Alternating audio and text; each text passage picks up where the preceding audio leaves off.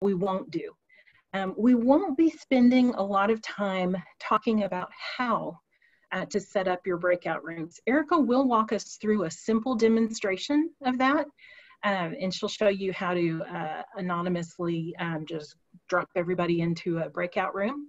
So she'll walk through that, but we won't spend a lot of time on that. Instead, we're going to spend time talking about what you can do when you're in the breakout room. So a little bit different there. I do want to point out that we're recording this session. We're trying to record all of our sessions that we do like this. So if you didn't have a chance to attend last week's breakout session workshop, Erika's giving it again tomorrow. We may even do it again next week. We do have a recording of that. So we hope that we have plenty of opportunities for you to learn the how-to of breakouts with Zoom. So here's what we will do today. We're going to talk about group work in breakout rooms and how you might organize that. We're going to talk about annotating a document together. We're going to talk about polling, and we're going to see what else we can do. Erika and I both have the philosophy of a very flexible teaching philosophy when we're online.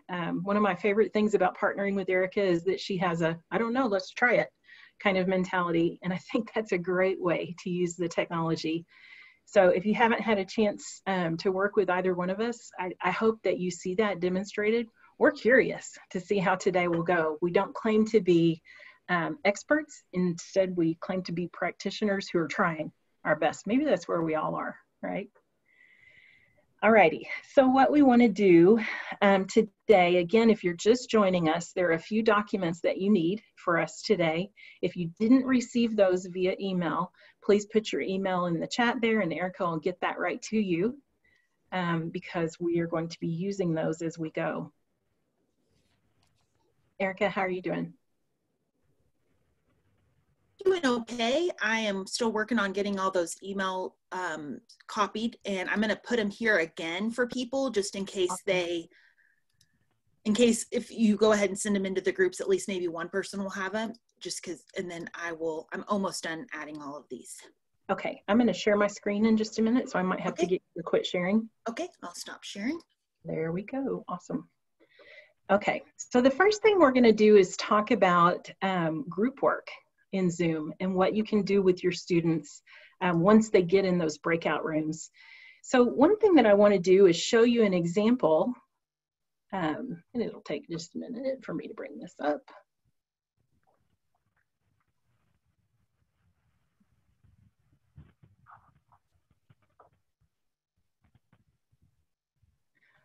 Okay, this is an example. Can you see my screen, Erika? It should be popping up there in just a minute. Somebody give me a nod. I was muted. Yeah, it looks great. Great. Okay. So I wanted to start by showing you an example of some breakout room instructions that I used recently when I partnered with Marquette University and worked with their School of Nursing. So when I give instructions to a class, whether that's an assignment or some kind of activity that I want them to do, I most often use a purpose, task, criteria framework. And I like this for a Zoom breakout room because I think that what happens in face-to-face teaching can so easily repeat itself in our online teaching, especially when we do group work. And that's the idea of, what did she ask us to do? What does she want us to do? You know, where we have that kind of awkward start in group work. So this purpose, task, criteria framework has helped me to avoid that problem. So what you see on my screen here is an example of what I did with that group. So the purpose for them was to begin practicing how they might review assignments from a student perspective. They were working with this framework, this purpose task framework, and I wanted them to feel really comfortable with this. So I split them into Zoom rooms and they all had these instructions. So everybody knows what the purpose is. The purpose is for them to practice. The purpose is for them to look at transparent assignment design, to prepare to revise an assignment of their own. But then I use this task criteria next. So I'm telling them, this is what I want you to do. To facilitate your time, the first thing I ask them to do is to use 3 group members in roles. For this particular activity, I said have a coordinator, timekeeper, and a recorder or a presenter. I added some information at the bottom of this and told them, here's what those group roles might look like. So I gave a little bit of explanation about the coordinator, the timekeeper, the recorder, or the presenter. And I also say everybody's responsible, but I need these 3 roles assigned so that our group work goes smoothly. And then I gave them specific instructions. You should assign an order. You might use the following questions to guide your conversation. If you're the presenter, you need to do these things. Here's a template if that's helpful to you. And then you need to repeat this process so that all of the group members have an opportunity to speak. I feel like for this particular class and this workshop that I did this in, it was helpful to keep my groups moving because I had a really specific time frame that I wanted them to work in. So I needed them to get busy and get these things accomplished. But then the last thing that I want to tell them is, how will you know if you were successful? In other words, what are the criteria? So again, purpose, task, criteria. The criteria for this particular example is that they should have gathered some new ideas to help them apply this framework to their assignment. So I wanted to start by just showing you how I use the purpose task criteria in an example. And now we're going to do that ourselves. So what Erika's going to do now is she is going to share her screen and show you how she's going to break us into breakout rooms. Sure, let me get it right here. So once you have a licensed account, you may or may not need to go into your settings and indicate that you want the breakout button on your bottom menu bar here. But once you have that, it means you can send people into breakout rooms. And there's a really easy, fast way to do this, and it'll actually kind of organize the rooms and tell you, like, assigning 4 participants to 2 rooms, and then it's 2 participants per room, and you create those rooms, and then you open those rooms. And you can automatically send people to those rooms, or you can have them click a button. For us today, I'm going to automatically send you to that room. Just so you know, when I do that, if you're on an iPad, you'll see something like this, where it's going to look like everything's kind of shutting down. It's not. You didn't break it. It's just sending you to a room, and then when you return to the main room, you'll see this again, and we will give you, there'll be a countdown once we're ready for you to join the main room again, and that's when you should be making sure that you know how you're going to share out and do those things. If I didn't do the automatic, you would get this, and then you could say join or later, and you would stay in the main room. I do have it set up where you can come to the main room at any time. I'm going to be going and hopping around rooms as well. So just know that. I just wanted you to kind of see what that looked like there. Okay, so before we go into breakout rooms, I want to say a few things. I think that it can be, it depends on your teaching philosophy, but it can be a little bit, it can feel like you're intruding on breakout rooms. When you hop into all of these different breakout rooms as the instructor, that might feel like you're intruding, or it might not. It depends on the task that you've assigned to your students, right? And what you're asking them to do. So we're going to show you 2 different things. Erika is going to be jumping in and out of breakout rooms so that you can see what that feels like when the instructor comes into the room. I'm going to be on a Google document. So you have been given a set of instructions for your group. You are asked to create 3 ideas of what you might do in a Zoom breakout room. This is in your instructions. You're asked to put those ideas into a Google Doc. What this means is that you're going to have to work quickly. There's going to be a recorder in your group. You're going to assign that task to someone, and that person is going to put your group's ideas into the Google Doc, and you'll see me interacting in the Google Doc with you. So by doing this, we're showing you 2 different ways to be in the Zoom breakout room with your students. Does that make sense? Yes? Thanks for some heads nodding there. Okay. I promise you we're not going to break anything. If you are nervous about when we release you here and go to the breakout rooms, don't worry. You can always come back to the main room. Let me pause for a moment and see if there are any questions. Remember that you can unmute your mic if you'd like to ask a question. All righty. Okay, I'm going to go ahead and open all of those rooms now. And it's going to take you there automatically. Okay, it looks like everybody should be back with us now, Suzanne. Great. We see all of your faces again. Erika and I were just commenting to each other that when you talk about these ideas, they seem great. And then when you do them, it feels a little chaotic sometimes, right? To send everyone off to the room and then you all come back. And it's definitely a loss of control, I think, from an instructor point of view. And that may be a little bit disorienting to us. Maybe good for us too, though.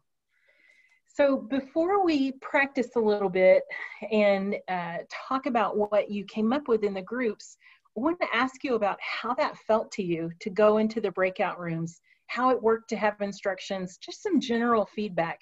Remember that you can unmute your mic if you'd like to chime in and tell us what you thought. I found it really helpful to have the instructions typed, because I know whenever we've done some practice things before, we'll get in the group and get all excited talking, and then we're like, okay, you know, what exactly do they want at the end of this? And so I think having that to reflect back and look back on was really helpful. Good. I'm so glad, Jenna. I think just like with anything else, I think it's going to take like, you know, a couple tries for the students to figure out, because I like in our group was kind of basically, we got in there and was kind of like, okay, so what do we need to do? Oh yeah, the document, let's find the document. And then, you know, it took a while to read the document, and like most other people, I didn't read the entire document. I was like, how long do we have? I don't know. Oh, 8 minutes. So I think it's just like a practice part on both sides, students and instructors, that make this work. Yeah, I agree, Carl. And I think that's why I gravitate towards that purpose task criteria framework, because to me, the familiarity of that is a training process for my students so that they know what to expect. Purpose task criteria, she's going to have it right here. I hope that the framework becomes intuitive to them, and that helps speed along our group work and get us working with content faster instead of focusing on directions. So that, to me, purpose task criteria or something like that, some kind of organizational tool, builds expectations.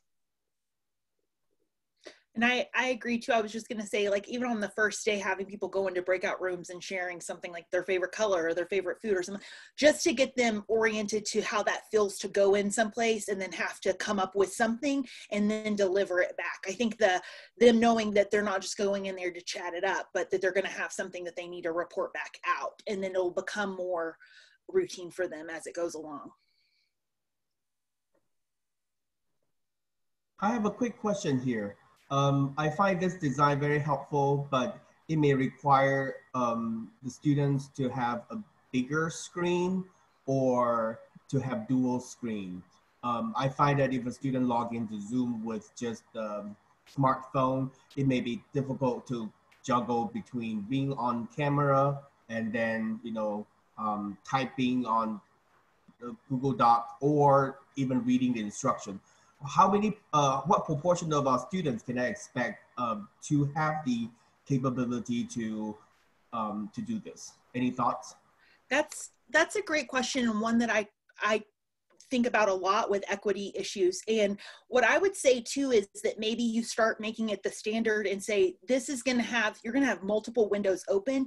If you're able to, you're going to want to join today from a computer, not just your phone, or you're going to want to print this paper out before joining through your phone, because you are going to need to look at two things. On an iPad and an iPhone, it's very, well, I believe on an iPhone, you can't bring up another screen. On an iPad, you can, but you cannot see anything else. So you will want to do that. As for percentages, I'm not sure how many you can expect to have a computer to join the class. A quick follow-up question here. Any guidance on if a student comes to me and say, I really have I have problem with this. I don't have multiple screens, and I only have one screen. What is the best way to handle a situation like that? I think one thing I would say is you need more information. You know, where is that student physically located? For now, if that student is in Lubbock, it could be possible for them to come to the library, their dorm. There are multiple points on campus where they have access to computers, you know, for now. We'll see what happens in the next couple of weeks. I can share experience. Last spring, I have a student that lives close to the border with Mexico, didn't have Wi-Fi, so he would use the phone. And so I will have to send via email first, like the assignments. Mm-hmm. That's the only way we could think of working with him, because he had a computer with him, but it was useless. So he just had the phone, and sometimes he would work on the computer, but it wasn't internet connected. Thank you for sharing that, Edoya. And that's one thing that we tried to do today, is to email all of you the handouts ahead of time. Just trying to cover our bases, is thinking about, could we put those on Blackboard? Could we email them ahead of time? Could we drop them into the chat? We were trying to think of multiple alternatives. Maybe one thing you do on the first day of class is to survey your students.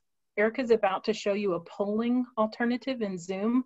It'd be a great question to ask them. How many of you have Wi-Fi capability that's reliable? How many of you are accessing this on a mobile device? I think that surveying the class would help you then consider how to teach it well to the students that you have. So we did two things. We're curious to see what this felt like to you. I was on the Google Doc interacting with comments as they were added. Erika jumped in and out of some breakout rooms. Any thoughts about that? It was great, but it also feels like cheating because there's two of you. I find that when I'm in charge of a class by myself, like you made the good point at the beginning, like it feels really great when you plan it and then you execute it and it's a mess. And as somebody who has a hard enough time staying focused in the best of times, doesn't do well in the evenings, right when I teach, right? To suddenly find myself juggling like multiple screens and questions, like it gets out of hand really quickly. So I think keeping things to like the minimum in terms of what you're juggling is the more you can do that, the better. I'm saying that's a thing I have not succeeded at doing. I'm just saying that's my goal for this fall, is to simplify everything and just keep it streamlined. And Bo, I didn't say this at the beginning because me and Suzanne are together, but if you come to a workshop that I do on my own, I tell people I don't look at the chat. And I do see now, because I'm with Suzanne, things are coming up in the chat, but I'll tell people I'm not going to look at the chat until the end, because I cannot do both. I can't look at the chat and answer those questions and do. So I'll say, sometimes I'll pick somebody I know in the class, like today I would have said, hey, Holly, if something important comes up, will you get my attention and let me know and raise your hand and you'll be my point person for that chat. But I do a few things like that and let them know and manage those expectations of that isn't a place you can expect to get feedback from me right now. I also want to point out that I'm like you, Bo. I could never do both of those things at once. I would either be going into the breakout rooms or communicating with students on the Google Doc. You might have heard me say a few minutes ago, I've only had one cup of coffee this morning. Clearly there's a need for more. I wouldn't be able to do it either. I want to point out one more thing. We did that just to show you two alternatives and what it might feel like, because we were talking about it perhaps feeling intrusive if you jump into those breakout rooms. If that's your concern, an alternative is to be on the Google Doc interacting and writing. But there's also one other thing I want to point out, and that is, what am I going to do if my technology fails? Like, what if the students, I think maybe group 7 had some problems getting going. Erika mentioned that. Like, what if that group is like, what do I do? You need to have a plan for how those students can get in touch with you. We had some people join late and they weren't assigned to a breakout room because there were 2 of us. We noticed that. But what is your back channel, if you will, for students who may have a problem? So again, you could assign that to another student. This student is your point person for the day. Maybe you have a TA who could take on that role. Maybe you have some kind of, maybe you're on Skype Instant Messenger. You want to let students get in touch with you that way. A backup channel or a back channel kind of communication is really smart in the online environment, just in case there's a problem and a student doesn't know how to get in touch with you. Does that make sense? So you might want to think of ways to have some alternative that's not this technology, that's not Zoom, so that students can tell you if they have a problem. I have a question about numbers. Sure. Our group had 5 people in it, which felt like a pretty good number. I'm wondering, based on, you know, best practices, what's the ideal number in a group? And then also, how big or small of a class is, you know, too large or too small for breakout rooms? That's a great question, Kate. I happen to like the number 5 in a breakout room. I think it gives some people who may be reticent to speak the opportunity to have a backseat and still have conversation in the breakout room. It's not, you know, you can have some comfort there. So I like the number 5. I don't like to go over that personally. So 3 to 5 to me feels good. As far as how big of a class is too big, I'm gonna go bold and tell you, I don't think that there's a class that's too big for this. I do think you need to do something with the breakout room. So I've put all of my students in a breakout room. I need to get some report back so that there's some accountability, that students know I'm going to do something with this breakout room. It's not just for you to play. So today you had a Google Doc and you added information to the Google Doc. I could take attendance off of that, right? I could have set groups so that I knew who was in the group. I could use some kind of measure for accountability for what my students do in that breakout room. I could have some groups report back to the class. I could do the classic active learning technique, which is the think, pair, share. And I could put people maybe in groups of 2 or 3 even, and ask them to think about an issue that I raised, talk about it together, and then call on a few of those to report back. We see that in large lecture sections that are face-to-face a lot. We think it's a great strategy to just break it up. Here's the thing about Zoom that I hope you walk away with today. I really think this is meant to be an interactive tool. This is not meant to be a one-way lecture stage. There are great opportunities in Zoom for you to engage and interact with your students. Breakout rooms are one. We're going to show you a couple of others here. But I think you could do this with any class size. Will it feel chaotic? Yes. That's okay. That's okay. We've all gotten more flexible. We can do it. You know, Erika and I, when we sent you into rooms, we realized immediately that there were, I don't know, 4 or 5 people who weren't assigned to a room. And because we've done this a few times, Erika, she just assigned people to a room and off they went. We assigned Adoya to a room and we cut her off in mid-sentence. That wasn't our intent. I did that on accident. I'm so sorry. I didn't realize I was going to send you quite right that minute. Yeah, if you assign someone to a room, they're gone. Trust us. We just if you're doing that automatically, pull them in automatically, it sends them there. So I felt pretty rude. I have a question about something that was said earlier. We learned that we could chat even though we were in our breakout rooms and you could see. I wonder if, could you send a message to a group individually? Like, could you have said, I'm about to hop into your meeting? No, all I can do at that point is I guess I could send it to an individual. I'm not sure. No, the chat doesn't work when you're in breakout rooms. I can broadcast to the whole room. Okay. But I cannot broadcast to just one group, is my understanding. I did not try it, but that's how it was set up before. So that's what's tricky about that, is there's just that one way of communication. And also what I don't like about the broadcast is it doesn't show you what you sent. So it kind of just goes out and it doesn't tell you what time, and it doesn't tell you what you said. So for me, when I did the session before, I was like, oh, how I had counted on that to keep my time. And then I was like, I don't know when I sent that. So that's just an important thing to note there, that there is a broadcast, but it goes to everyone. I was talking with some of my students last spring on that broadcast, Erika, and from my understanding is that doesn't stay up there very long. And even though I learned from them that even though it gives you a certain space to type it, it only shows them even just a fragment of the thing that it already gives. So somebody had said in our group that they had used that to good effect. So I'm wondering if maybe they improved it, but my experience with that was one of increasing horror as I realized that nobody was getting anything. Sure. That's important to note. I had the same issue. So I was sending I send like the questions through that and I have responses from the students telling me it's gone. So I have to find some other way of sending the questions. So. Okay, good to know. But the chat worked while we're in the breakout rooms. It just, so like everybody else could not see what we were chatting, I'm guessing? No, we couldn't. Okay.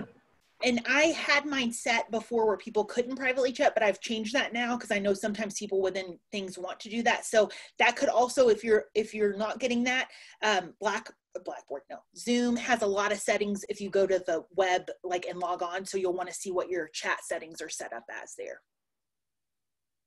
Erika, can you speak briefly to recording and what happens with breakout rooms? Sure. So when we're recording this session, it's recording mainly just me and Suzanne, the hosts, and what we're saying. And you can select if it's going to save in the cloud or if it's going to save to your desktop computer. I've been doing the cloud, and actually something that I found this last time that I did that, it's transcribing what I'm saying. I didn't check how great that transcription was, but it is there. But the thing is once you're in the room, you're not getting any of that. So it's just black at that point in time. So it's not like a student could watch that and understand what was happening in those rooms. I've been doing a workshop on breakout rooms and people wanted to see the recording, and I say, I can share it with you, but it's going to be, you're going to miss the going into the room part and seeing what people are talking about. You're only going to see me talking to the group about these things. Does that make sense? Erika, does it stay recording you once it goes to the breakout rooms, or is it all black? Or it does. I discovered that the other day because I had some issues and I was like, oh no. And so then I went back and watched it. Luckily I was muted so people aren't hearing my oh no, but I had thought I had like ended the meeting. So I was like, oh, and then like I went back to watch the recording and I was like, ooh, glad I was muted. But if I were to share that with somebody, they would see that. So if I took a phone call at that time, it would be recording me. So that's an important thing. You want to check those videos. Erika, I have a question for you. If you put it in the cloud, can you trim the recording? Somebody's shaking their head yes. I did not try to do that, but you're right. I did see some scissors, so I didn't get that far into it, but I didn't know if it would let me cut like a middle part out or if I could only trim the ends. Okay. I've been uploading mine to YouTube, like all the recordings that I have, so that I can cut and trim and do all those things. And then I just use an unlisted link and send it out to my students. So like I've accidentally recorded like students talking to me privately after class meetings and stuff. And so I've just cut that part out and just sent them the link that way. So that's good to know for students. We also have access to Adobe Creative Cloud, and we can go into there. The only problem there is that it tends to make really big files and takes a lot of computing power, which my poor old laptop is getting a little strained by. Sure. Yeah, and I would record before and then upload it to Media Site and then edit in there, and then it was just a link for students, so that was easy too. Those are great that we all have those options. I do want to show you this one thing we can do. Suzanne, I thought we could move on to the annotation now. Yeah, before we do that, let me just say, in the interest of time, we're not going to have people come and report back from the groups. That's something that we might do if we had more time, but we want to show you this annotation tool instead. So I just want to point that out so that we're not using bad teaching practices. No, very important. And I just want to say, I did make my PowerPoint into a PDF. I find it a little hard to share my PDF in the presenter mode and my screen go big. So I make all my slides into PDF so I can see everybody still. So I've done this here. And what I would like you to do is if you have if you can see more under your settings, sometimes you can see annotate. And you can now go in here and annotate this slide with either a sticker or a drawing tool or something like that. And if you'll just indicate how confident you feel about doing assignments within, oh, there's somebody. And on my end, I can see who's marking what. Like I could see Bo did the X right there. I don't think you can see everybody's name, but I've set it up where I can see people's names as they first come in. And so we're getting, people are somewhat confident, very confident. Some people don't feel confident at all. So you see, I'm kind of polling everybody here with this. Some of So us give people a chance. I'm sorry, Jody, what was that? Some of us can't find the more button. That's okay. So it should be on your menu button. Could also be at the very top under, for me, it's under view options. Right. So if you just want to take a minute and kind of play with that and see how that works for you. You can write text too. You don't. So somebody wrote, what is this? That's great.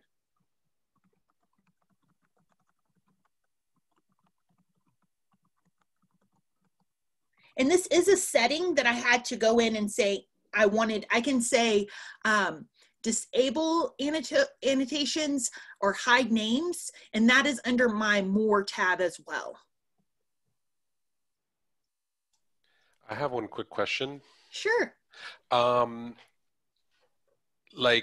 Well, this annotate, like I just saw someone use the writing tool.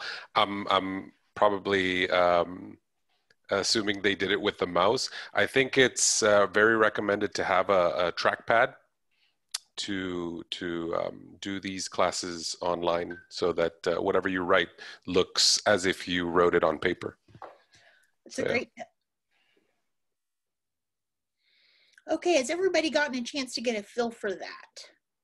Anybody having trouble? Because I want you to be able to see how that works. I will say that this isn't going to stay here. Like I would have to screenshot this if I wanted this information to stay. Also, people's names do not stay attached to it. So it's just very quickly that I could see people's names and what they typed where. So if I wanted to, for some reason, record this, I would need to screenshot this in some way because I can at any time erase the whole thing. So let me see here. I can say clear all drawing. So then it clears it that way. Okay.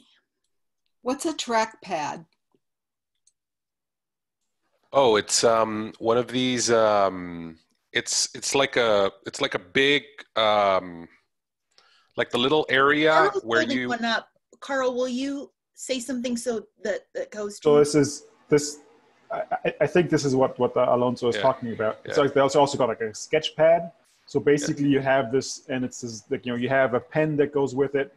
That's like a special pen that can write on it. And basically all it does is allows you to write on this as if you're writing on a piece of paper. So it's a device? Yes. Yeah. So they're wait a minute. They're like $100 or something like that. I can't tell my students to all go out and buy another device. No. That's for you. I think it's for you to have. I think he was saying if you were going to take notes in that way, like with the whiteboard feature or something like that, that you wanted, if you wanted to make it look where they could see it, that was a tool you were going to use over and over again, like to show them handwritten notes, because there's a whiteboard feature as well. I think he was recommending that for people. For teachers, yeah. Okay, mostly. Sorry. So I put that down beside me and I can write on it and it shows up on the screen because I've somehow connected it to my computer? It's like a mouse. Mm-hmm. It's as if you're writing on a piece of paper. So for me, no, I'm not concerned about what it feels like to write on it. I'm concerned about how I connect it so that students see it. Yeah, so there's a whiteboard feature within Zoom that you can use. So I'm on a PC, so I really like the Microsoft whiteboard program that they have. It's really good. So, but for me, like I do all my classes are like it used to be on a whiteboard. And so this is exactly the same way. I can use this just like I would use the whiteboard. I can switch colors. I can copy in other figures that I want to and graphics and stuff. So it's pretty good. If you have a iPad or a Microsoft Surface and you log into Zoom using that device, you can immediately use the Apple Pencil or the stylus that comes with the Surface as well, and use it as it would be used traditionally. What we'll do today is we'll follow up with some notes. We're going to capture what was in the Google Doc and share some ideas with you for breakout rooms, and then we'll put in some information about touch screens as well. So we'll be sure to send that to everyone who was in the room with us today. And then lastly, I think we wanted just to be able to show you a poll, another way you can, so that the annotating may or may not work for you, but the polls, you can actually write these polling questions up before and save them in the meeting. And so then they're ready to go. So I'm going to launch this poll and you can all see what that looks like. And so then you should be able to select how you're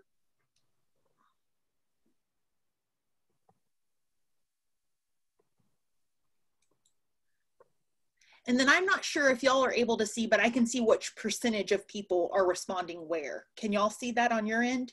Mm-hmm. Okay, so 53% are saying transparent design. I can, so it's showing me this at the time. So we have 85% have voted, 30 out of 34 participants have voted. So you can kind of track that there and see who has voted or who hasn't had a chance to before you move on. Share your screen. Do you think we could see that? Or I don't believe it will let me, but let me try. Usually, Erika, did you say that you set that poll up beforehand, or you can do it in the moment? You can do it right. I could do one right now. I could create it, but what I did for this one is I put that in the meeting beforehand. You go again to the web and log on there to your Zoom, and then go to that actual meeting and scroll down, and you'll see add polling questions, and you'll add those in. So I do this sometimes if I know I'm going to want to break up my lecture in a few places, and I'm always trying to find ways to have them click so that they're not just being passive. So if I have a couple of those already incorporated in, then they'll have to take the time to be with us and click on something and respond. So now I know, and sorry, when I share, it won't let me share Zoom things with you, but I can actually take a picture and share that with you. Just one second. Do the responses get recorded, and who's giving the response? So is that something I could go back to later on? Well, person X never showed up, so he probably wasn't there. I believe we can, one second. I believe you can see that. There's reports where you can find attendance, and I believe that within those reports you can also see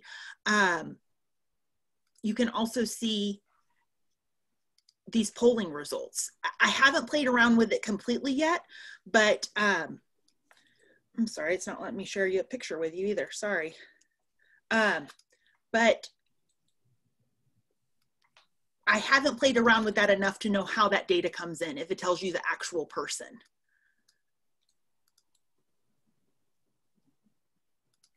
Sorry, I'll try one more time and it may not let me.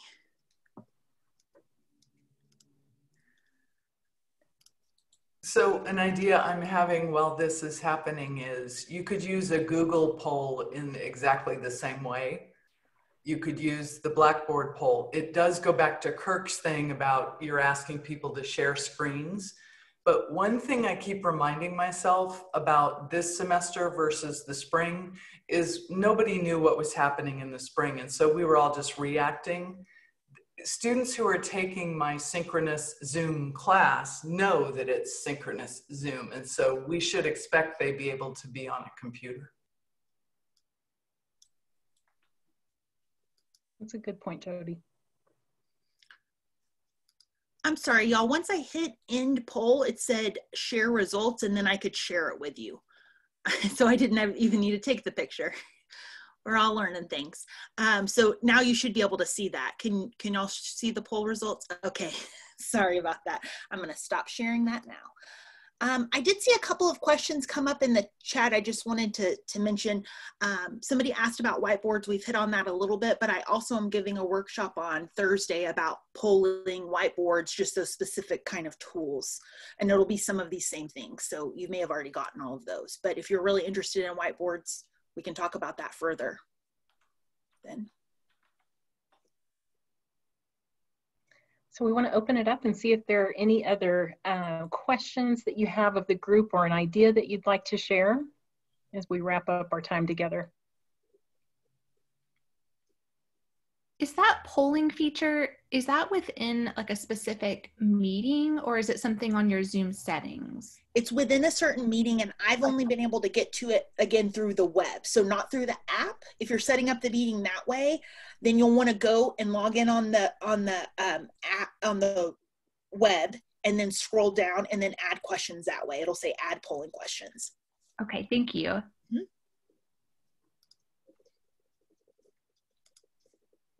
Thanks, Nicole, for your feedback. Anyone else, questions or ideas to share with the group? I have a question for Thursday's meeting coming up. First and foremost, you guys are the best. Thank you so much for putting this together. So we look less stupid in front of our students. So thank you very much. You guys are fantastic. With Thursday's meeting, just kind of talking about, kind of looking at that of whether it's a whiteboard-like feature. Erika, would you mind giving like another plug on that of like, will it be reviewing like the different ways you could do this, such as the trackpad that I think Carl just mentioned? Would you be able to talk about that real brief? Sure. I was going to talk about actually the different mediums that you could use. So I'm going to show some in Zoom. I was going to show some in Blackboard Collaborate Ultra. I was going to maybe look at Teams and kind of see where the group wanted to go with conversation, and that not everybody's using Zoom.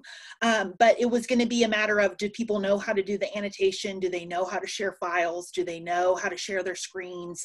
Just kind of when you're using a whiteboard, how does that work? And I hadn't even thought about the trackpad, but that is a great tip of what, if you're going to be taking a lot of notes, if you're going to use a document camera.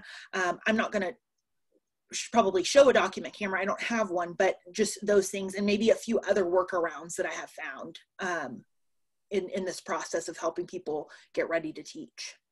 Awesome. Thanks. Sorry, I'm not sure that was much help. I did want to show you this, Jenna, and just anybody else that was trying to find it, because I do kind of think that it is hidden. So this is our meeting for today, and you have to go all the way down here and add here. So they're kind of hard when I say go all the way to the bottom. But once you've done this, you can save this as a template and have those questions repeat or use again. So again, you have to log on to Zoom and find those down here. Does that Thank help? you. I actually got it added while you were talking because I wanted to make great. Thank you. Erika, do you know if there's a way, so like you said, we have to add it like beforehand. Is there a way that I can just have like, you know, an open poll basically and add the questions as I'm going along, right? Yes. Because oftentimes you're kind of going in and like, oh, let's do this real quick. So let me see right here. You know, it's taking me back to the web every time and making me add it there. So just now I said edit. And so it's making me, so it's going to take you back to the web, but you could do that. Like if you had a lag or time in your class and you wanted to, you've thought of a question and you want to know, you can add it right then. And then I believe still launch it within the meeting. I can work on that while we're taking other questions and see if I guess you could also just have one that says A, B, and C and say like everybody, hey, question A is yes, like, or answer A is yes, B is no, C is I'm not sure, something like that. I guess you could do that too. Sure. So you could have a question up already, like question 1, and then have those already indicated. Going back to our breakout room, we were posting to a Google Doc. I actually didn't see the Google Doc, but I presume that you had sent a link to each of us somehow, and we had access to that. Mm-hmm. So do you do that? How do you do that? Through the chat or through through an email or? And then the other question is whether students would all need a Google account in order to use that. No, I actually tried that in the middle. I was not signed into Google and I could see it just fine. Sorry, Suzanne. No, I'm so glad you said that, Jody. So Roman, we emailed that ahead of time and we also put a link in the chat. Mm-hmm. So we included a link to the Google Doc on the group instructions for the breakout room, then also added it in the chat. Okay, great.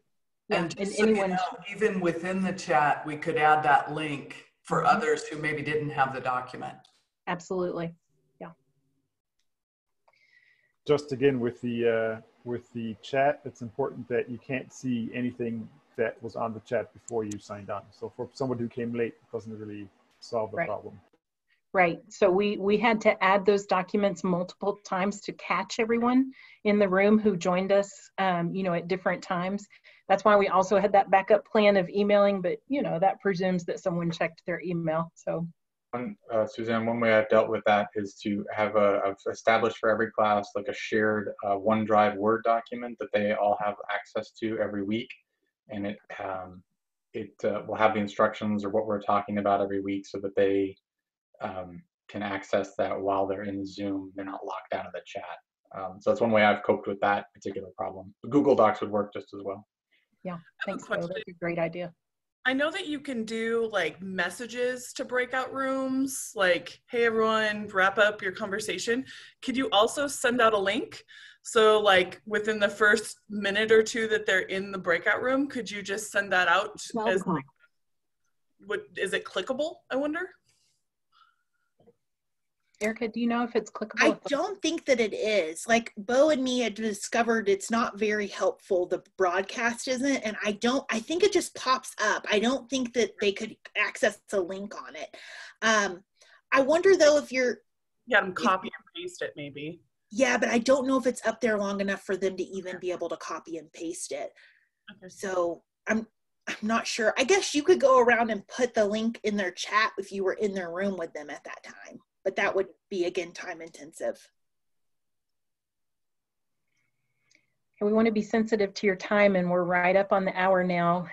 This is exactly what we hoped for. We hoped for a lot of crowdsourcing in this conversation. You have great ideas.